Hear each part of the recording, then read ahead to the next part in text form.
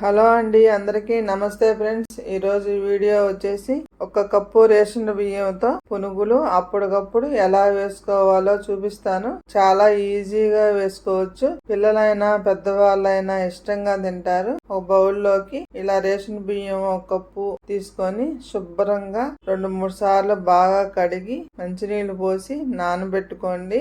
ఇలా నీళ్లు పోసి మూత పెట్టి 1 గంట నానిన తర్వాత ఇలా మళ్ళీ 2 సార్లు కడిగి మిక్సీ జార్లోకి ఇలా తీసుకోండి. అట్లు పిండి ఎలా అయితే బాగా మెత్తగా మిక్సీ వేస్తామో అలాగనే మిక్సీ వేసుకోవాలండి. మెత్తగా దోశ పిండి ఎలా వేస్తామో అలా మెత్తగా వేసుకున్న తర్వాత ఒక బౌల్లో తీసుకోండి.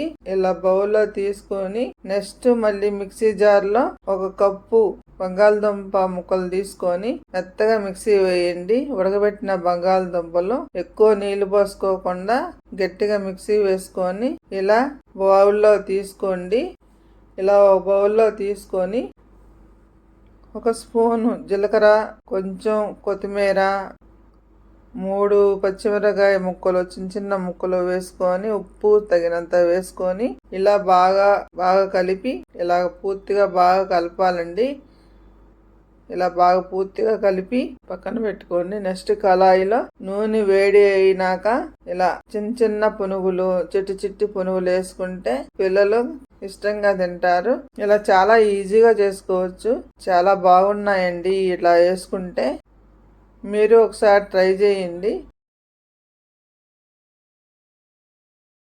ఫ్రై అయినాక ఇలా ఒక పళ్ళెంలో తీసుకుందాం. ఆయిల్ కాడ ఉన్నప్పుడు జాగ్రత్తగా ఉండాలి. ఇలా ప్లేట్లో తీసుకొని పల్లీలు చింతకాయ పచ్చడి కాంబినేషన్లో పునుగులు అయితే అద్భుతంగా ఉన్నాయండి.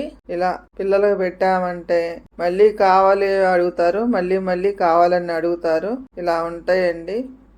టేస్ట్ మటుకి అద్భుతంగా ఉన్నాయి.